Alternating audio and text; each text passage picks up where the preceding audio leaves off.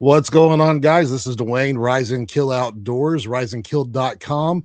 Today is a great day as we record our second episode in studio here, and I have a special guest, a man that I have listened to for probably at least the past, I'm going to say 3 years. And that's a rough estimate. Going down the road every day in my 18 wheeler, helping me keep my sanity in downtown Dallas traffic up to 6 times a day. Guys, I give you no other than the dead man walking himself, Greg Moore, man. Thanks for being here, brother. And man, it's good to finally get to have a conversation with you. Absolutely. Thanks for having me, Dwayne. Right. So we met 2024 Fight Laugh Feast briefly, and good enough that I knew who you were because I listened to your podcast, but I had to remind you who I was when I said the big tall guy that was volunteering in a cowboy hat, and I stuck out like a sore thumb. So that was the only I knew you might have stood a chance on remembering that, man. So but dude, I've listened to your podcast for years. I know you're a big outdoorsman up in Michigan, pretty much straight north of me almost. And I'm honored to have you and swap stories and talk about the things we love that God gave us and his creation. And man, like I said, the overall goal of this show, man, is to wake our men up of the church. We live in a world where we have a bunch of great theologians within the kingdom of Reformdom, but however, we don't have a lot of great outdoorsmen who are discovering what God gave us in his creation. Matter of fact, before he gave us a word, he gave us a creation to steward, and I think a lot of times we forget that. And his word is the perfect outline to how we should steward that. And in a world where we're addicted to our screens and our theology books, and not saying they're bad, we need it. I do think we are forgetting about God's original creation sometimes, and how we should enjoy that and take care of it, man. Yeah.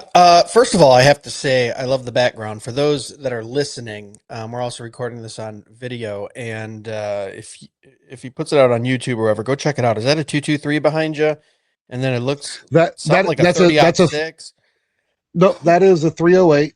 308. That's okay, a 223. Yes, sir. Yes, sir. 223. And yep, and that's just a bush gun right there. I hunt in East Texas, and I learned not to take high dollar equipment through East Texas woods on a 4-wheeler really fast because we'll get into that story here in a little bit, but I'll tell you here in a little bit, man. First of all, tell people real quick, man, where all can they find you? Oh, yeah. So I'm host of the Dead Men Walking Podcast. You can find out more about us at dmwpodcast.com. On the socials everywhere at Dead Men Walking Podcast. Been there for 6 years. Started in April of 2020 when the governor here said that I was non-essential as a real estate brokerage. So I got a 9-week vacation and started a podcast. Been going strong ever since. I also own a real estate company, Covenant Real Estate, where I help people buy, sell, and invest in real estate, commercial, residential, vacant land, hunting land, recreational land, whatever you need in Michigan and Ohio, soon to be Kentucky as well. So if any of you listeners are looking at buying or selling in any of those states, give me a call. I'd love to help you out. But yeah, the podcast has been fun. We talk about theology, doctrine, politics, pretty much now, Dwayne, and you're going to get to know this too. You're 2 episodes in, and it's an honor that I get to be on the second episode. So thanks for having me. I've gotten to a point now to where I go, that seems interesting. So I just call that person up or find out more about it. We talk about that week. So it's expanded. We'll have comedians on, we have politicians on. I'm elected county commissioner as well too. So, politics have always interested me, but we just talk about a variety of things, but always through a biblical and reformed worldview or lens. And that's the gist of the podcast. Yeah, it's entertaining. That's when we talked, I was telling you that's one of my favorite things about it, man, is that it's not the same old thing every day. It's a different topic all the time. So you don't run out of issues, you don't run out of things to say, man. And it's been very entertaining and got me through a lot of traffic, brother. So thank you. Well, thank you so much. So yeah, so I'm down here in Texas, south of the Metroplex. So of course you traveled all the way down here from Michigan for Fight Laugh Feast, and so 18 hours from home, I'm guessing, and I was about 45 minutes from home.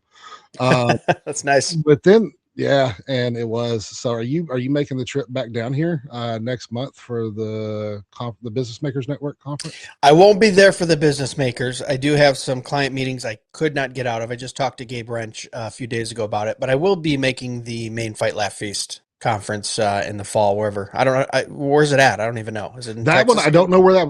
I don't know. I don't know where it's at this year. I haven't even looked. I need to look that up though. I'm going to the Business Makers Network, but that will probably be about the only conference I get to do this year, to be honest with you. So There's so many of them that one year, I think like 3 years ago at the height of it, it was like 7 or 8 conferences I went to in a year, and I go, just too much. no, The it gets packing nuts. up and the cost and the time. And, I do podcasting as kind of a hobby. It does bring in some income, but by no means is it my Mhm. main source of income. Like I said, I'm a real estate broker by trade. So you also have to pick and choose and go, I can only be invited and go to so many conferences. So I've scaled back too. I think I'm just doing Fight Laugh Feast, later this year. Gotcha. So, man, so let's talk, man. So, Yeah. when you left Fight Laugh Feast in 2024, then within a couple days, or it wasn't long after that, it seems like maybe I had my timeline off a little bit, but you posted a picture with, it looked like you were holding about a good 25, 30 pound flathead, if I remember Yeah. correctly. It was a good sized flathead, sitting 47 out on a pounds, pier. actually. 47 pound. Okay, Yeah. I'm going by memory in a picture, so forgive me. All right, so you're shorter than I thought you were. But no, I'm messing with you. Hey, I break 6 foot But now. Come on. I'm not a short king. I'm 6'1", baby. so, but man, so where were you catching flathead at? So this is a funny story. Do you have time for a Okay, 5-minute funny story? I've got all the So time in the world. I'm at a fundraiser as a county Hmm. commissioner, and I bid on a fishing trip for like, I think $100. And it says it's a charter, a fishing charter, right? And to probably all of your listeners and to you, you hear fishing charter. What do you think? Oh, I'm gonna go out on a boat. I'm gonna catch some fish, right? So Right. I bid on it. Goes for $100. No one else bids. So it says we'll take up to 8 guys or 8 people on this fishing charter. So I go, what a deal, $100. So I call the guy. He says, yeah. Where are you at? I'll even come pick you up. I said, I got 6 guys with me. We want to go on the chart. He said, I'll pick you up around 6 o'clock. I said, okay. And then I hang up and I go, well, 6 o'clock in the afternoon or in the evening here in Michigan. I mean, it's the summer, but what's that going to give us 3.5 hours before night? So I've Right. got another county commissioner. I've got a drain commissioner. I've got a judge. I've got 2 friends. Like, you know what I mean? And I'm telling them, yeah, we're going out on this charter. This guy pulls into my driveway. He's with like some 15-year-old kid. He's in probably a mid 90s Dodge minivan, back window broken out. Looks like something I grew up with. I grew up in a 55-foot trailer, so I'm allowed to say trailer trash, okay? Because I was. Hmm. And I go, what in, I'm just judging. Like I shouldn't. As a good Christian, I really shouldn't, but I'm just going, what is good? He gets, oh, you guys ready? He's got poles hanging out the back of his minivan. And I go, wait, what? I'm so confused, right? And everyone's standing around my house and they're going, what? And he goes, no, it's a charter. I take you to my spots and we go fishing. And I go, take it. He goes, yeah, just from land. I got some secret spots. I've got the poles. I've got the shad, the fish heads. I'll hook them for you. You guys pull them out. I'll even dehook them, do whatever. And I just started this business. I said, okay. So we go back and I huddle up with my 5 other guys and we go, are we going to do this? Because I don't know if we're going to not only not have fun, but maybe he takes us somewhere and murders us. I mean, I don't know. It just kind of had that vibe. You know what I'm saying, Dwayne? Right. Like, will I come out of these woods alive with these 2 guys? They go, we're already here. Let's just do it. So we pile in our cars. We got like 3 cars. We follow him down to Napoleon, Ohio. He takes us to this little boat dock that's off the Maumee River. Not very much Okay. used, but 3 nice little docks. We get all hooked up by like 9 p.m. And Dwayne, I should not have judged. We had the greatest time. I mean, all of us, I mean, every 10, 15 minutes, we're pulling out monsters. It was right before mating season for the flatheads. He's putting the shad on there. We're casting them out. We probably caught, I don't know, I want to say conservatively 35 or 40, catch and release flatheads, smoking cigars, had a little whiskey on the dock. We went from 9 p.m. to 2 a.m. in the Man. morning. And since then, two of the guys that went with me have called him out again. And here's a couple $100. Take us to your spot, provide the bait and the poles and the net. And all you do is show up and he takes you to where he knows where they're going to be hitting. And, I had to apologize to the guys I was with too, as I said, kind of quick to judgment there, but he was just a good old boy that knew the spots. He started a business. He's going to take you out, and he had donated it to this fundraiser. So unfortunately on our trip, he probably lost a little money because I'd only pay, he donated it, but, I've since sent him other business and people have come back and said, it's awesome. So that picture is me on the dock. I think that was the second one we caught, and I think it was the second largest. There was one that was a couple inches longer and a couple pounds heavier, but good size. It was so much fun. Yeah, that dude didn't lose that at all, man, because he got repeat business off that deal. That's awesome. Yeah.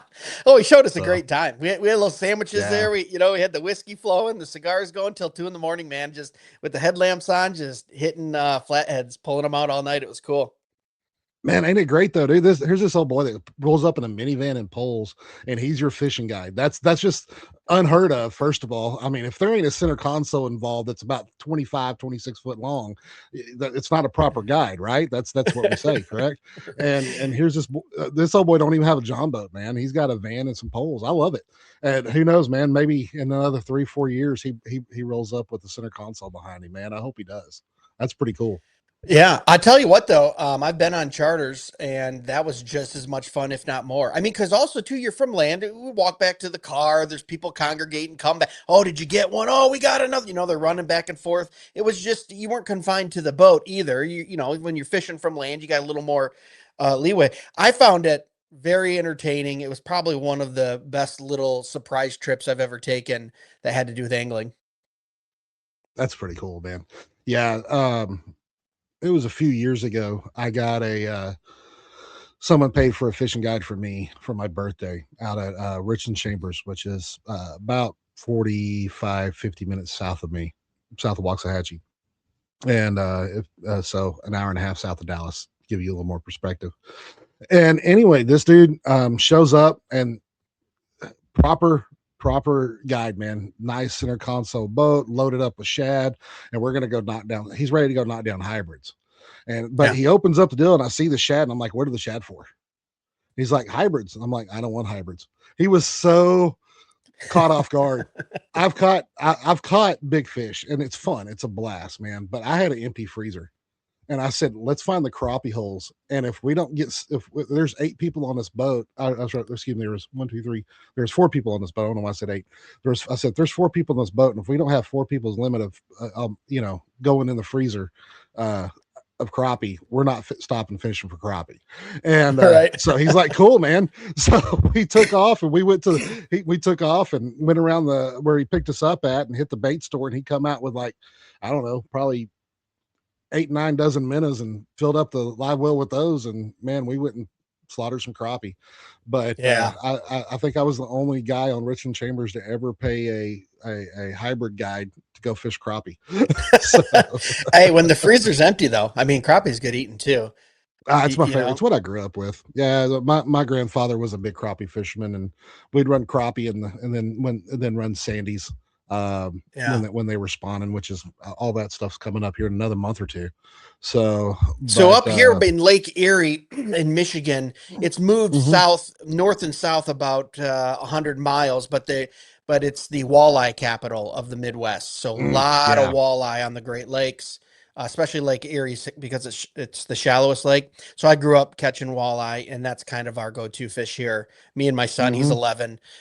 We will pound some walleye. We'll bust out the deep fryer outside by the grill, and we'll just have a fish fry. And it's about the best thing ever. We got a young guy at our church. He's 19, and he fishes all the time, makes his own lures, very good at it. Went over to his house. I'm friends with his parents. Went over to his house, and he just walked out and blessed me with 50 pounds of walleye. And I'm like, because even up here, you go to a fresh fish market, it's going to be $14 a pound, $13 a pound for walleye up here. And he just blessed me with it. So we've been eating on that. I hadn't had to catch any recently, but Yeah. Crappie's good. Walleye's good. I mean, I'll eat it all though. Trout, lake trout Yeah. up here is good. I'll say Perch. walleye, Oh, walleye and flathead are and crappie are all right in the same place. I had walleye about 20 years ago. A buddy of mine who's from North Dakota brought some back down south with for and let me try it so I could have some walleye because I hadn't had it before. And man, yeah. it reminded me a lot of crappie, just a lot firmer. Yeah.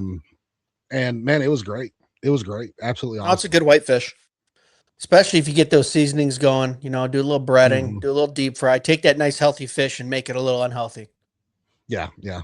So, but now seasoning is. I'm from the south, so we use a little bit more than salt. Is that all? Is that about all you use up there, or what? Oh no, you should see my seasoning cupboard because I've got I got a smoker, got a flat iron, I got a whole little thing I built outside to where I have some shelter, kind of like an outside kitchen to where in the summertime, Very man, I nice. live out there. So my Hmm. wife likes it because I'm kind of the guy who does dinner in the summers because we're either smoking brisket, pork butt, Mm. chicken wings. We're doing something chili, and then we're deep frying fish. We're dropping fresh cut fries in there with my fry cutter. Um, I have a church camping trip that I go to every year, and we lock down about 110 campsites. Our church does, and Mm. me Okay. and another guy, one of our associate pastors, we bring commercial deep fryers, and we went through 430 pounds of potatoes, and we Oh just feed wow. everyone at the campsite. So one night it's us doing fries. The next night there's a guy that's got a deep fryer there. He's doing falafels. The next night after that, there's a donut machine. They make donuts. Someone brings cotton candy machines, and you know what I mean. So like everyone kind of has their thing. And I've fallen in. Me and the pastor fallen into being the fry guys. So we came up with a truckload of potatoes, sat there and just cut them all on Thursday night, and then Friday just ran through them, just being a fry That's boy for the nuts. day. But it was awesome. I don't know how Yeah. I got on that story. What were you talking about? Seasonings. I asked, did Sorry. y'all? Oh, You said, yeah. my ADD you kicked guys in. I up there started are a thinking about little. fries. Yeah.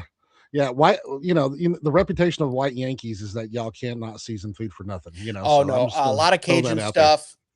Old Bay is probably my base. That's a pretty Hmm. standard. If I'm just putting down a base, Old Bay, obviously salt, pepper, garlic, onion, salt. But I mean, Dano's is really good. I've got some. Costco makes a line of spices right now. Or not makes it, but carries it. I think it's Kinder's. It's up here, up Kinders. north. I don't Yep. know. Which is for some basic stuff is good. Now, if you want to talk spice, you got to have my brother on the podcast. He is the spice king. When we go to deer camp, I can hardly wait for him to bring food up because, he's the guy he's spiceologist. Yeah. I've I got do meat just enough to churches. make myself dangerous. Yeah. Meat church. You know meat church? Oh, what is that? Is that a YouTube thing? Yeah, YouTube YouTube account? thing. Yeah, Yeah, yeah, yeah. Matt's the guy Yep. who owns that. He has become just a mega star in the barbecue world. And his shop is literally a stone's throw from my house. I mean, I'm there in 5 minutes. That's So awesome. you walk in and it's just barbecue heaven, man. And so for a guy who likes to harvest his own meat every chance he gets, that's Yeah. just a great place to have around, man. So but So so speaking of spices, yeah, go really ahead. quick, can I ask you a question? What are your Yeah. go-to spices for your different types of meat? So if you're looking at like if you're looking at beef versus pork versus chicken, what are your like go-to spices that you might do a little different than most people, but you prefer? Okay, so if it is steak, I'm simple as can be because so it's salt, pepper, garlic. There you go. Just That's all you need on keep it that. keep Yep. keep it keep it simple. If it's chicken, um, I don't grill a lot of chicken, but there is a hang on. I'm looking at my spices right now and I'm trying to pick it out up there. I do use Danos a lot. Okay. Danos Original is a go-to for chicken. Yep. There's another one up there. It's a sweeter. I get it from Meat Church. Uh, I think it's okay. Yeah, it's called D's Nuts. And Nice. so and Yeah. it's honey and nut. It's honey and nuts. It's like a honey and nut blend, and it's Yeah. really, really Anything good. nutty is going to go well with chicken too. Yeah. Yeah. And then pork, I don't do a lot of pork. No. I've done pulled pork a couple times. I don't even remember what I used on it. I'm not a huge pork guy. And that's the bad part because I've got 5 pigs down at the barn that I've been feeding out that I need to slaughter. But most of those are going for our men's breakfast at church. So that's Right. okay. Yeah. I found, so my dad will call me at like 4:30 in the morning and he'll go, "Hey, I'm at Kroger," cause he's in his late 60s. So he gets up at, 3 and goes to bed at 6, like they do. hmm And I'm at Kroger. It's Thursday. It's the second Thursday of the month. They got all their stuff on. So he knows exactly what day. So he'll get me 7, 8 pound pork butts for $4.80. I'm like, get everything they have, throw them in the deep freezer. And I found with pork for cheap, I can feed, I might have 20 people over in the summer from church, because we're really big on hospitality at our church too. So Yep. always inviting people over. We're always trying to connect with new people. For $10, I can feed 20 people. You know what I hmm mean? I mean, $10 Yeah. worth of meat. Of course, you got some sides and stuff, but if you slow roast it, slow smoke it, maybe 225, 250, hmm 16 hours. Woo, boy, I'm getting hungry just talking about it, and I just ate dinner. Yeah, it's dinner time, and I'm not ready to eat it again, man. So, but yeah, dude. So, venison. So I know you're a deer hunter. I've seen you in the deer stand. hmm I've had this debate. Matter of fact, you smoking a cigar up in the tree a couple times, and personally, I think it helps. By the way, what do you Oh, think? so 3 out of my last 5, I was dragging on a cigar when I shot it Yeah, with my bow. 2 out of my last 3. Yeah, I they was don't care about yeah. that smell. They're looking at So that movement. I'm a big movement guy over smell. Now they can wind you, white-tailed deer. mhm, Don't get me wrong, you know that. But I'm saying yeah. something like a smoke that's probably covering an unfamiliar scent, like maybe my body odor or sweat or something like that. hmm I think they're much more used to a smoky smell. It might not be the same firewood smoke you would normally smell, but I can't lie with the evidence. I mean, I've literally put the cigar to the side and pulled back. Oh, don't burn my, going like this. Don't burn my Yep. string. Kapam, flap. Dude. So it's like, which I had a great uncle that we went hunting with, and he would always smoke cigars. And he would go, "Oh, no, no. It's just like a campfire. They don't care about that." And we would laugh. Me and my brother, we would Yeah. laugh and go, "Crazy old man, he just wants to smoke cigars. Like, put that away." Nah. And now I'm the crazy old man in my tree stand going, Dude. I think I'm going to have me a 1689 cigar. Yeah, no kidding, right? So thank you, Chance. So, Yeah. but so, matter of fact, I had a 1689 cigar in my mouth, and when this happened, funny story, you're gonna laugh, man. So I'm in a pop-up blind sitting on the dam of a creek on our property, okay, on the family land, Nice. and I'm looking out ahead across the pond because I know there's deer that come out of the woods off the next property and then walk across ours to get to our woods, and they'll stop at that pond to drink, depending on time of day. And I'm sitting there, and all of a sudden, I hear a little rustle behind me, and I've got a cigar in my mouth. And I hear a little rustle behind me, and behind me, I'm going to see if I can get in camera here.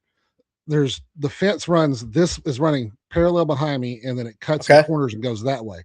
I can't see this way but I can hear her come down that tree line there just a little Yeah. bit.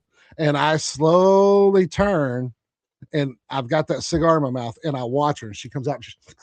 I mean, that nose is just in the air. She's trying to figure out what that smell is, man. Right. and Yeah. so I turn, and as I turn, um, shame on me for not WD 40 in my chair. It just does a little crick, and she Yeah. spots me right off. She knows I'm there then, so she huffs at me, and she takes off, and I'm watching her. And I'm watching this heifer, man, and she doesn't go left and she doesn't go right. I know she's still on that tree line. So I'm like, okay, I'm going to try to sneak out here, and I'm going to try to snag this girl. So Yeah. I jump out, I come out, and I creep down, stay low in the grass. And my father-in-law, he did it on purpose. I know he did. He had to because it's the only way it would have worked. And I walk down, and I'm sitting there with this 308 right here, Okay. and I'm in the grass, kneeling down on one knee, and I've got her lined out. And I just needed to step back just a hair so I can get right where I need to on that shoulder. Well, as I raise up and I come up nice and slow, Greg, all of a sudden something knocks me on my backside, and dang near makes me piss my pants. And I look up, and my father-in-law had ran brand new hot wire right across there, and I raised my gun right up into that. And it was hot, man. It was hot. Oh my goodness. So nevertheless, that gave me away, and she took off. Man, I lost the deer and took a ride and rode the lightning all in one time. Man, it was a horrible morning, but a good Oh, laugh later. No, I've had those too. I mean, I had one about 4 or 5 years ago, and I've been hunting a while, and I was, it's very embarrassing. I'm sitting there, and you get focused on. I was in my tree stand. I've got raised blind, ground blinds, and some tree stands, and I'm in my tree stand, and I'm just focused on one area. Normally, I'm scanning, but I thought I saw something. I'm looking, I'm right, and I'm focusing. I go, "What is that?" And I'm listening, and then I look down, and 10 foot below me, just below my tree stand, and just she's looking up at me, the deer, the doe. Then as soon as I looked down and then tried to come back up, she kind of looked up and took off. But it was to the point to where I went, I've been, I can hear a squirrel chewing on a leaf from 200 yards away when you've been sitting out there all day. And darn those squirrels, by day 2, if I haven't seen anything, I'm about to shoot them squirrels. But, but I didn't hear that come in. So they can be extremely quiet too. I've had a couple come in to where I don't see them until they're maybe 10 yards in front of me. I got where I hunt, I got, some lanes cut out, but pretty dense coverage, and just kind of intersect their runs and sit at their runs. But yeah, I've got a couple of those stories. I mean, I think we all do as deer hunters, those ones where you just go, oh, I know better than that. I should have been paying attention to what was going on behind me. Yeah. So yeah, no, it's those simple mistakes, man, that just make you feel so foolish. And but at the same time, I think we've all had our moments, man, where dude, you sit out there for so long and you're no telling where your mind goes at times, and they can just get you. They can get you quick, man. It's just not even funny. A wide open field and a deer could be halfway across it, and you never even notice. Just because your mind gets out of that zone for a second, Yeah. And then there's another second where you see a twig and you could have swore that twig moved 3 inches that way and 3 inches that way. And and you notice that twig and it hasn't moved all day long, but now it's moving. And it's weird how that works. I saw a meme and it said, the deer that I've been staring at since sunrise as it turns into a stump. You know what I mean? Like, yeah, like how many times has that happened to me as well too? So I'll tell you one though. I was out, this was maybe like 4 years ago, and I was getting skunked, man. It was me and my brother. We were doing our gun season up here, which is November 15th to November 30th. But we usually go up a couple days early. We'll do a couple days of bow, and then we go to, go right into gun. And I had a 300 blackout, Rock River Arms, 300 blackout. So it chambers the 223, just a little bit bigger caliber. And I went, I'm gonna take that and try it. I've never, I got 308, 30-06. I got, semi-automatic shotgun with slugs that I've used. I just like trying different stuff. I don't necessarily want to stay with the same weapon. And I'm up in the tree stand in a different spot than my last story. And by day 4, hadn't even seen anything. Now we're a deer management unit where I'm at. I can get 4 doe on one tag. They're like, please take them. They're everywhere. There's doe everywhere. We don't see a whole lot of bucks, but I'm against 15,000 acres of national forest too. So I've got 40 acres of my own and then 15,000 behind me. That's public, but you're never going to see anyone. The whole town has 600 people in it. So day 4, it's the evening, and I see this, what looked like to me, maybe a 6 or 8 point come streaking across. He's probably, I don't know, 80, 90 yards out. He's running pretty good, but there's some small saplings and trees between him. I said, well, here goes nothing. I don't usually take these types of shots. I like my deer to go down immediately. But 80 yards on the run, and it's a semi-auto. Pop, pop, pop, pop, pop. I just did 4 just like that. You know what I mean? Because I don't have a limit either up north. So you don't have like a 3-round limit or 5-round 3-round limit. Yeah. And I'll be darned if I didn't think I would watch that thing. And my brother heard the shots. He came over. We're tracking it. There's blood everywhere. We can't find this thing. We're going, where the heck is this thing at? And long story short, we're looking, and we get to a blood spot, and there's just a leg laying there. We go, well, it can't be far from here. Wow. Another 20 yards up around a stump and kind of down into a hole, like a turned over tree. It had died in there, but I blew its back leg off. Just put 4 probably within, I don't know, a dinner plate right on its hindquarter with that 300 blackout. And I'm not saying I'm some super marksman, but I've probably shot a couple thousand rounds through that gun. And it was enough to where I just kept it steady and pop, pop, pop, pop as it ran. And it must have got it. I was like, so I got a deer with the leg off. And when I took that in to get it processed, I didn't process it myself. They went, what the heck happened here? So, but it all eats the same. It all eats the same. Except for that one shoulder. It did not eat the same. I guarantee you. No, that one ate like this. Exactly. My Oh man, NATO, my that's NATO great. round. Oh, That's so awesome. So, oh man, I'll tell you quick. I got another one for you real quick. I didn't get to go hunting but once or twice, and as a little kid with my grandfather, and it was before I could even, you know, had a rifle in my hand ever. And this is a story I can vaguely remember, but it's so imprinted in my brain, I'll probably remember it till I die. There's no doubt about it. But my my grandfather shot a deer. I don't remember if it was a buck or a doe. I'm pretty sure it was a buck, small buck. And we're going down the road, and I remember we're going down the road, and I look back behind us, and I said, "Papa, what?" I said, "The deer is in the bed standing up." And he goes, "What?" I said, the deer is in the bed and it's standing up." And he said, "Shut up, boy, it ain't standing up." And about that time, he hit the brake and he goes, and you hear him go, "What the?" And that deer is back there and it is standing up. wait, one And that he shot and put back he there that he shot thought was. is standing up in the bed of the truck going down the road. It's like a Tommy Boy scene, like a So Chris Farley Tommy Boy scene. The deer comes alive. So Papa jumps out of the truck, runs back, jumps in the bed of the truck, grabs its knife, cuts its throat. And when he cuts its throat, he grabs it and it kind of resists a little bit. It ain't got no strength. It's back there, and he cuts its throat. But when he does it this far from the back window. And that's where my face is planted to it, and blood just like that. And man, I had nightmares for a month, man. Oh, you're like in your own real horror movie with the blood splattering across the hex screen. Wow, that's crazy. I don't think I've ever heard of one like you know what I mean, like not being all the way dead. Mine have all been dead. Yeah, but that's crazy. You spotted it then. Yeah, I spotted it because I'm a little kid. I'm looking around and whatever else, and I just turned my head to the left, and out of the corner of my eye, there's that deer standing up in the back window of the truck. And and it's awesome, like man. It's not stout. It's not going to jump out. It's like trembling back there, but yeah, it was up and alive. Anyway, so you said you hunt blinds, man. So I'm going to do a quick shameless plug real quick, guys. Sure. Guys, keep on the lookout for Rise and Kill Outdoors as we're getting ready to launch our first blind to hit the market here, hopefully very, very, very soon. Rise and Kill Outdoors. .com is where you need, or riseandkill.com, excuse me, let me get my own website right, riseandkill.com, so that way you can keep up with when the War Room is coming out, guys. It's going to be different than anything on the market. It's going to have 130 mile an hour impact rating, so the winds are not going to destroy your blind. If they do, well, you're in trouble yourself.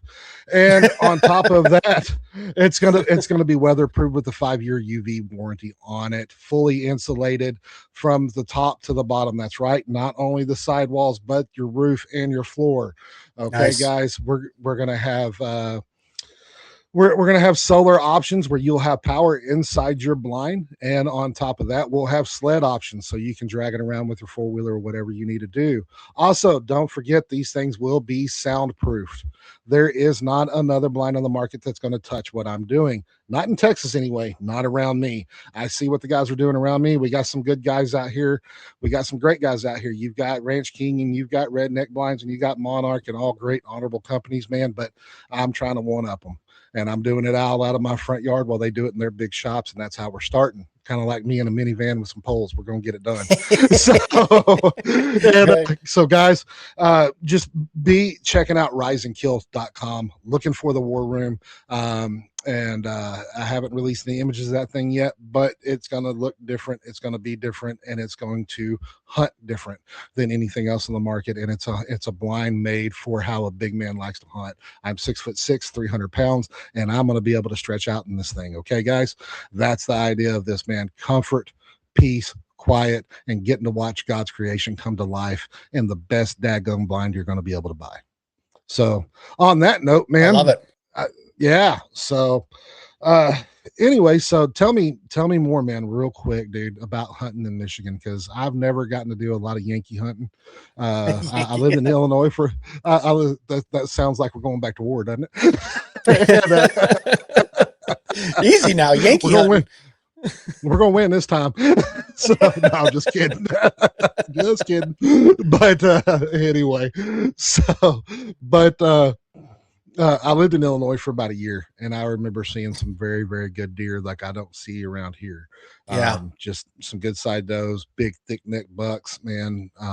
Just going down the side of the road, heading to work in the mornings. I lived in the Quad Cities for about a year, about 14 years ago. Um, Yeah.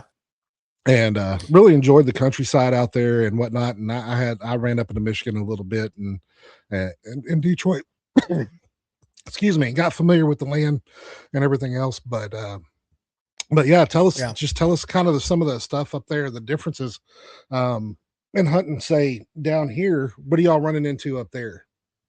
Yeah, so I mean, we're a four-season state, so you've got a lot of different, well, seasons of hunting essentially. Our white-tailed deer and coyote, bobcat, bear, stuff like that. It's going to be in the fall. That'll be your October, November, December, for private land into January. Springtime is turkeys and pheasants up here, which is fun. And then obviously you're getting into your angling and your fishing. I'm 12 minutes away from, not even that, maybe 10 minutes away from Lake Erie. In Michigan, you are never farther than 2.2 hours away from a Great Lake, which is nice. Right. So even if, I'm all the way on the east side of Michigan, if I want to go to the west side, it's about 2 hours, 50 minutes. I'm at Lake Michigan where you can do deep lake fishing. Um, and then, spring also too, in summers, good small game up here. And we've had a lot of growth in certain animals to where, bobcat is a $5 fur tag. Take as many as you want.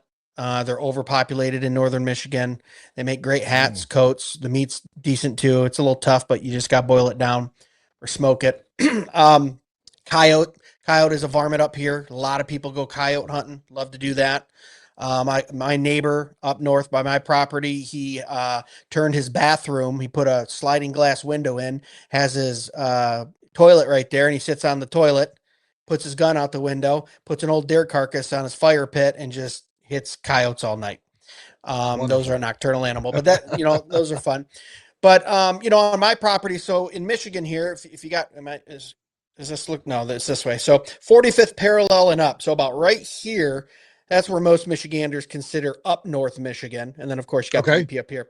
But I'm see a thumb side. I'm like right here. Okay, but once you get up in there, you start getting into like rolling hills. You start getting into elevation differences. In that same little hand map there, right in the center, in the up north, you got Atlanta, Michigan, the elk capital of the Midwest. Mm. All kinds of elk up there. I just sold some land up there actually, and you would not believe for what price, just for 5 acres, just so they could park their camper and then go to public land to hunt elk there. But Oh man. black bear, there's wolves, although the legislation on wolves keeps flipping back and forth. First it was outlawed, then it was passed, then it was outlawed again, and now I think we're getting to the point to where we have so many of them that we need to manage them somehow. So the legislature is I've going to seen say, this. let's go I've back to seen it. this debate on the wall. Can you stay there for a second, real quick? The Sure. debate on the wolves. I've Yeah. been watching that because it's very, very intriguing. I mean, we have our issue with our animals, mainly the hogs, Yeah. wild hogs down Yep. here. Y'all not so much. I think they're starting I to have love some watching those numbers. helicopter hog movies or Yeah. clips. So tell me on this debate with the wolves, because I know they're releasing them into certain areas, California, Washington State. I think they've released some. Oh, I'm guessing that they're they they're don't not have to release them releasing there. them. About 10 or All right. 12 years ago, when we had that polar vortex where everything was frozen in minus 50 degrees, I feel like, minus 10 at least, for like 2 weeks, the straits froze over. So right where Lake Huron and Lake Michigan at the top of Michigan come together right here, there's a little bridge that Mhm. goes to the UP. This froze over, and wolves, black bear, and elk just crossed it to find better food. And Okay. then they got down in the lower peninsula. And since then, since they're not outlawed and they're apex predator, a wolf, they can pretty much take anything outside of maybe a bear. But even then, they take bears if they're hungry enough. If they got a couple of them around, a wolf pack. It's to the point now to where people in northern Michigan, right below the bridge, right below the UP, their dogs getting eaten. One kid died. 2-year-old was playing outside. It came up and grabbed him. I mean, they'll just come right in your Oh, yard. geez. And all the left leaning liberals in our state legislature, the Democrats, oh, you can't kill the majestic animal. It's like, well, that majestic animal needs to eat. It's going to eat a family pet. It's going to eat your child. And you can't, as well as I do, we're all about conservation. If you're a hunter, you understand conservation. You understand how population growth and depopulation growth, it can be healthy for an animal group. Mm-hmm. So it's like it needs to be done. I'm in favor of legalizing it. We've seen it happen on the opposite end. We had 2.2 million deer tags sold in 1985 in Michigan. Last year, it was about 350,000. So in about 40 years, we went from 2.5 million hunters to 300,000. They just keep increasing the prices and making it harder for hunters to go hunting.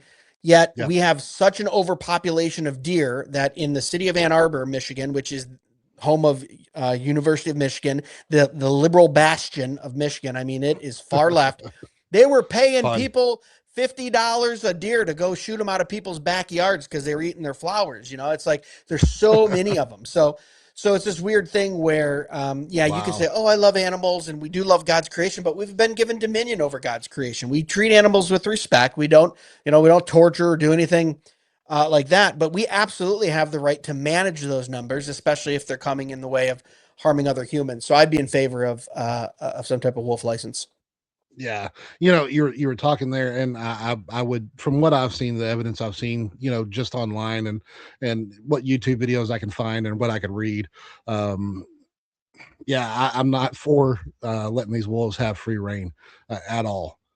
It's kind of like down here, we look at coyotes and the issues they can cause as they're building like crazy. I'm in, DFW is one of the top growing places in the nation, and I'm on the outskirts of that. And I've got some of the last little bit of country you can get in my area, and that's fading now. Yeah. And I can hear the coyotes getting closer and closer every night.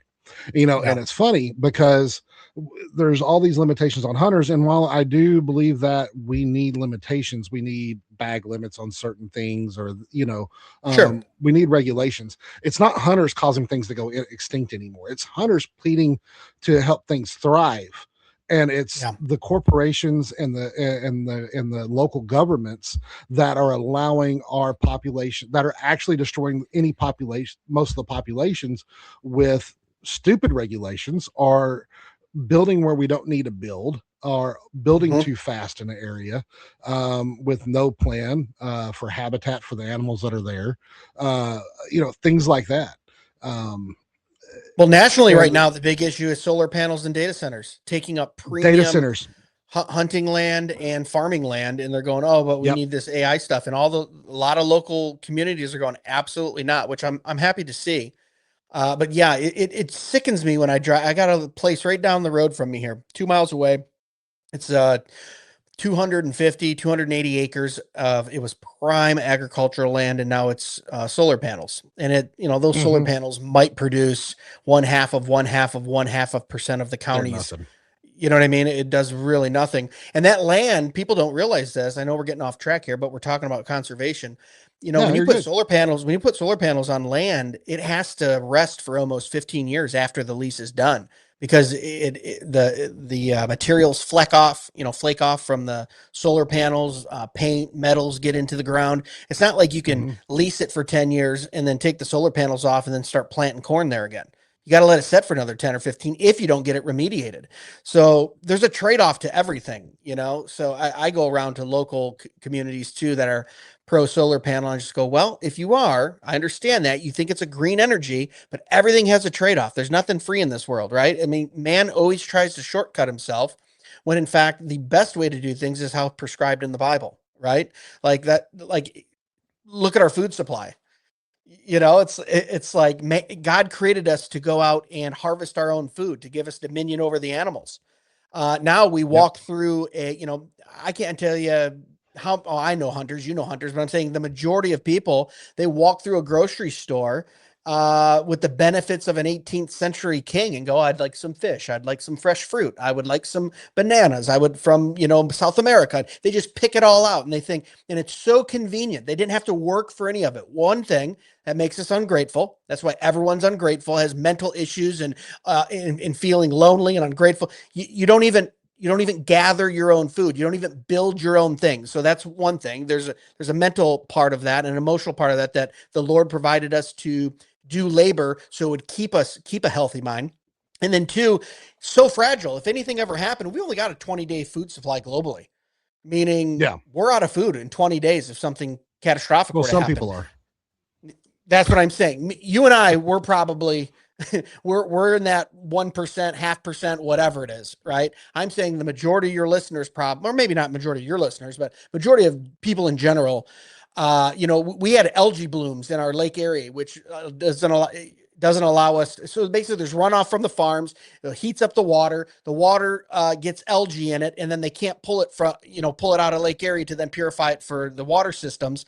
And people had to boil their water for like 3 days. And then after that, they were out of bottled water at like the stores, and people were getting into fights and hitting each other with bats on day 4 of just no bottled water. Their faucets at home still worked. They just had to boil the water first. You understand what I'm saying? They had to purify it Wow. themselves. That was 2 years ago. And that tells you a lot about the depravity of man. It tells you a lot about Yeah, it does. how delicate we really are and how we depend on that food system. So the guys like you, the guys like me, your listeners, I'm sure, that can actually go out and understand how to harvest food for their family, provide for their family, process it, know how to store it. If you don't have electricity, know how to salt it and smoke it, right? Like, let's remember, we only have electricity for 100 years. Before that, what'd you do with your meat? You couldn't eat it all that day. There's ways to preserve it without electricity. Just know those things. I think that's not being a conspiracy theorist. That's being wise and discerning with what the Lord has commanded us to do. Wouldn't you agree? Correct. Yeah, I would. It's amazing.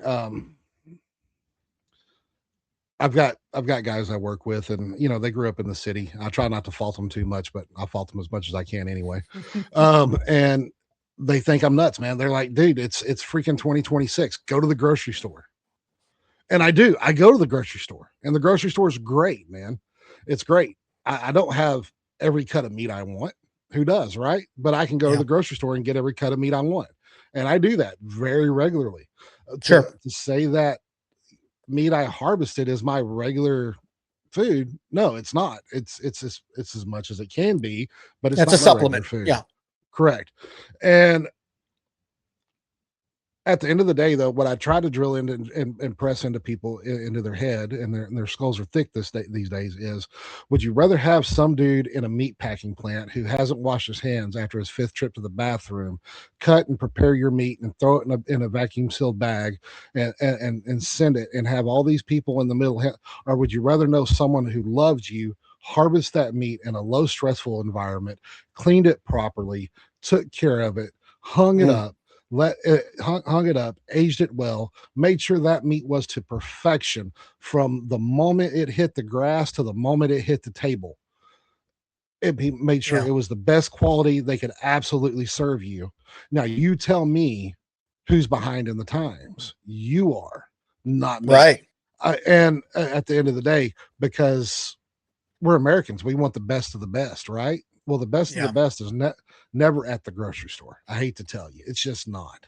I've been to meat packing plants. It'll never be at the grocery store, brother. It just never will be.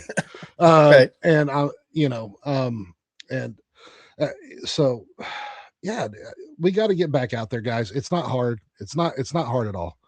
Yeah. Find some public land. Go spend a $200-300 on a 22 and go get some squirrel and some rabbit, man. It's that simple. Dude, I tell you what, deep fried squirrel's good too. I know I keep saying is. deep fried. You can tell here, it takes a lot of deep fried food to get this body. Okay. Maybe are you sure you're not from the South?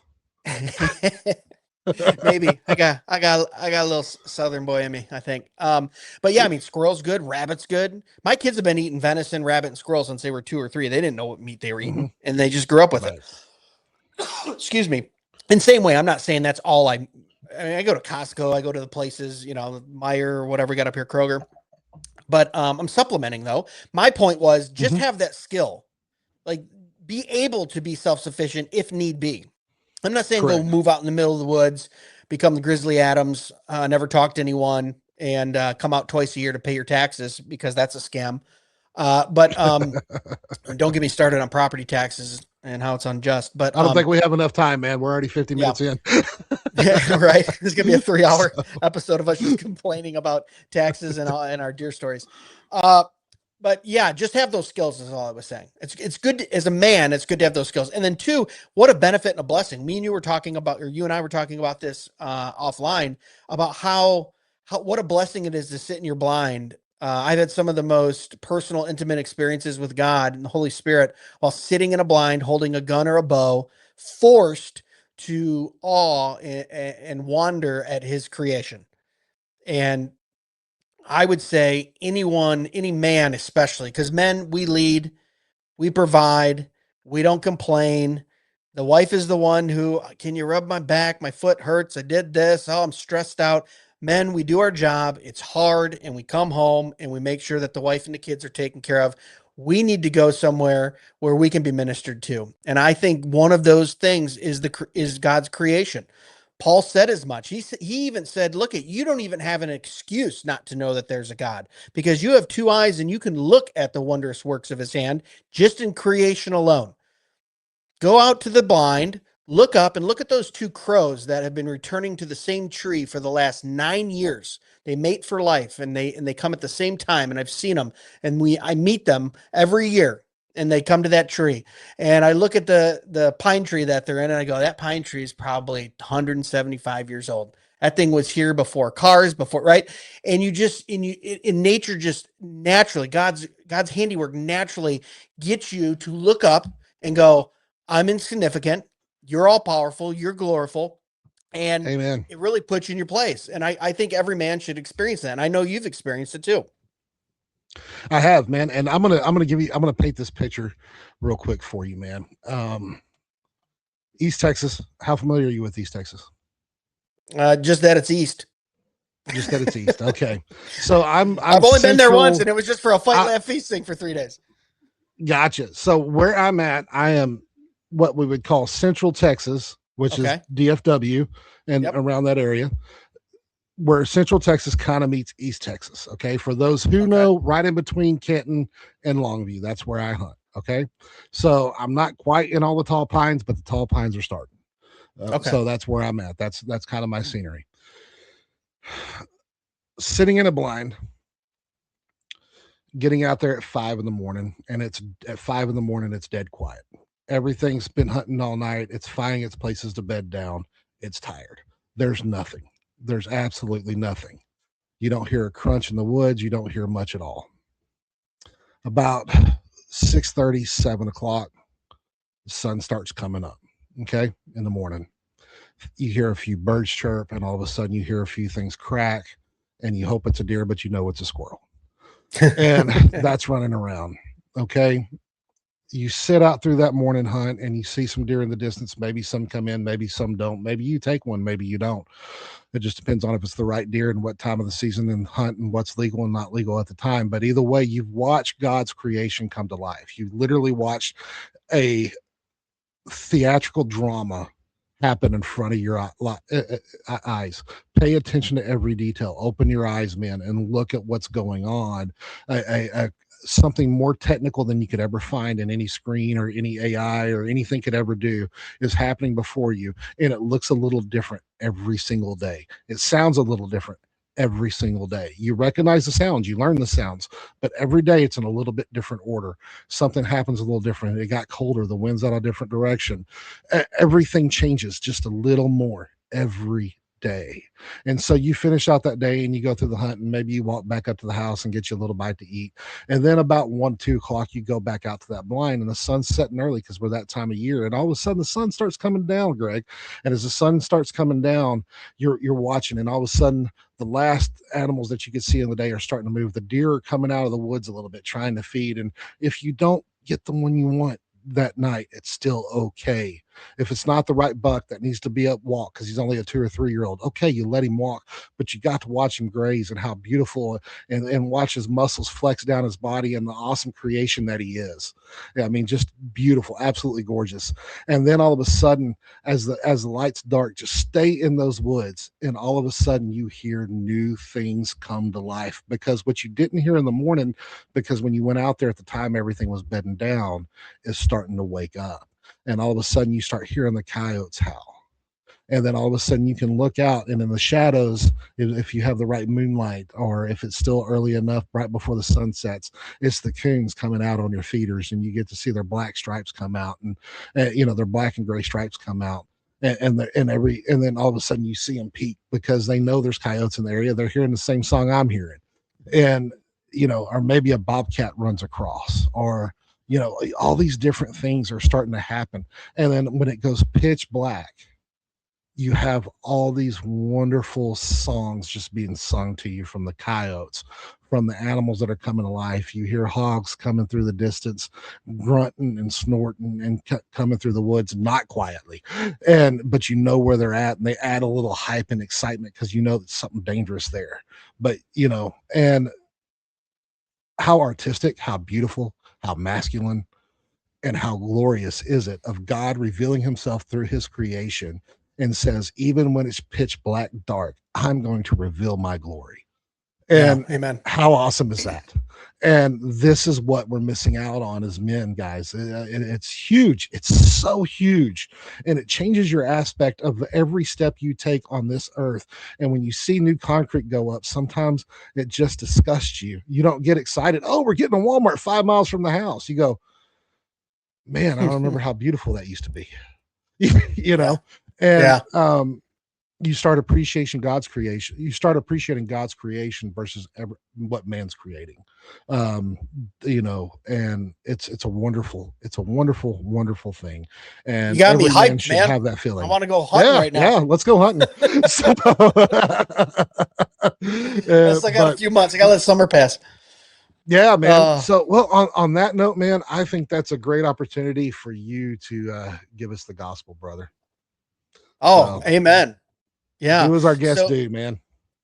So just you just want a little 30, 60 second review of the gospel. This is what it is to me. I tried and strived my hardest to be everything that I thought I should be. I did all kinds of good things. I did evil things, but at the end of the day, I felt like nothing I could do would ever measure up, whether it be to my parents or to my wife or to my kids or whoever it was. And then I read Romans, and I read James, and the Lord revealed to me, you're absolutely right. In your depraved state, you are an absolute sinner. There's nothing you can do that will ever earn you my love, or that will ever earn you eternal life. You can't do anything. Thus, the need for Christ and his redemptive work on the cross. By his death and resurrection and ascension, we now have his imputed righteousness, to where when God looks upon us, he looks at Christ's righteousness, no more sees it. And that's through repentance, believing, baptism. And I would, anyone listening who doesn't know this, there's a great parable in Matthew talking about a man who was in debt, great debt, lifelong debt. And he went to the king and he said, please don't throw me in debtor's prison. Please forgive my debt. If you do that, I won't be able to survive or help my family. The king said, absolutely. Very rarely I'll repay this debt, and I'll release you from the debt, a lifetime of debt. That man went out later that day and saw a friend who had owed him a very small debt, turned around, threw him right in debtor's prison for the small debt. And here's how I like to approach every day in life. I have been forgiven a debt that I could never pay back through the work of Christ. With that, we wake up every day in gratefulness. We say, Lord, the debt that you took care of, the grace and mercy that you've shown me, I can never repay it. I don't deserve it. I'm not special. I'm a nobody. But yet, before the foundations of the world, you chose to love me. How much more do I have to go out, love my fellow neighbor, love my enemy, love those who don't know? And that's why we preach the gospel to those that haven't heard the gospel. Not because we're trying to rack up numbers, not because we're trying to, feel good about ourselves. It's because the Lord has forgiven us a debt. How much more can we go and tell others? So repent of your sin today, believe on Jesus Yes. Christ and his redemptive Yes, sir. act, and come into the family of Christ. Amen, man. Amen. Well said. Well, guys, with that, as we always sign out with, man, may your hearts be full of Christ, your freezers be full of meat, and if they are, your home will be full of joy, guys. God bless. This is Rise and Kill Outdoors. Like that. My name is Dwayne Charles. That guy right there is Greg Moore of Dead Men Walking. Go check out his podcast on all major platforms, YouTube. I listen on Spotify. I'm on Spotify just to give you that There you go. information. And all major podcast platforms, man, the guy is there. He is in the mix. He's got something interesting going on. It seems like just about every podcast. I never get bored. Thank you for what you do, brother. And guys, Appreciate God you, bless. Go hunt, guys.